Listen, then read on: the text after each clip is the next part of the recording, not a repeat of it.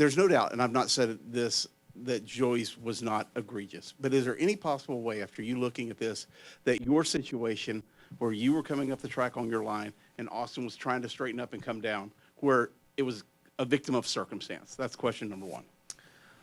No, because Austin made a left-hand turn to avoid, after he made contact with the 22, he made a left turn to correct his course, straightened his course, then turned left again. So there were two, if you can read the graph, there's a big left, straight, big left again. When you're in... Trust me, I do this for a living. I know, I understand, but I don't, but that's why I'm asking the question. Copy. If you're in front, you think he's trying to door you, or is there enough time in 350 feet? In 350 feet is what we're talking about. I think he's just trying to make contact. Again, I can't see him because I have a big right side headrest, right? So, but I know he's kind of coming down. But he's able to see me because of the visibility of you have a window net there, so you can see when a car is passing you. And I think more than likely when he's getting told to come down, he's doing what he's told, and then when he sees me, he's probably he's trying to make contact, but at that point, I nearly had him cleared. So, the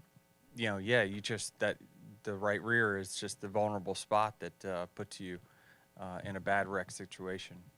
And obviously, you've talked about it on your podcast and things of that nature. You like to look at the whole totality of the circumstances. In this situation, the system puts this on the table for a driver to be able to do this in order, because you've got to make the playoffs. How do we fix the system, and is it fixed now with this penalty?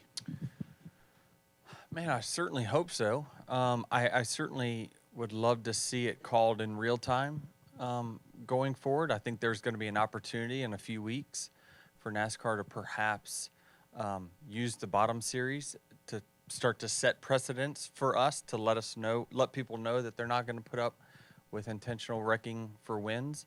I think that there's some incidences that have happened in the past that probably, if this is a new precedent, it could fall under those. I think, for instance, when I spun out Chase Elliott 2017, I would deem that as, while I know I didn't intentionally wreck him, I tried to move him out of the way, I intentionally made contact with him. So the result does matter.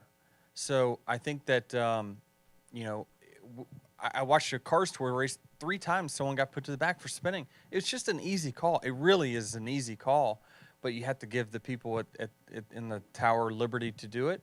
And hopefully we've created a new precedent where if you spin out the leader and in such an egregious manner, you get put to the last car on lead lap or whatever it might be.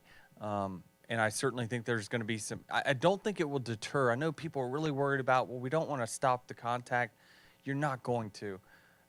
We're still going to push the edge to try to get the guy out of the groove to win the race. We're still going to make contact, but it certainly would give us pause in those situations that you saw last weekend where, is it really, it's not going to be worth just cleaning someone out that, deservingly was going to win the race, which is the fair part of sport.